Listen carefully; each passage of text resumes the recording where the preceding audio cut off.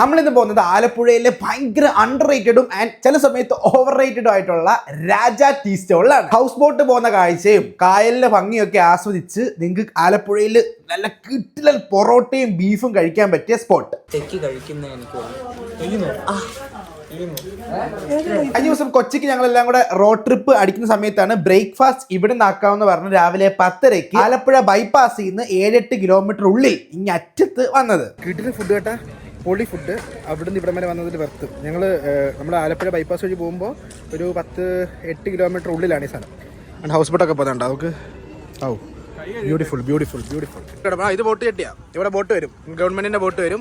And ഈ കാണുന്നതാണ് കട.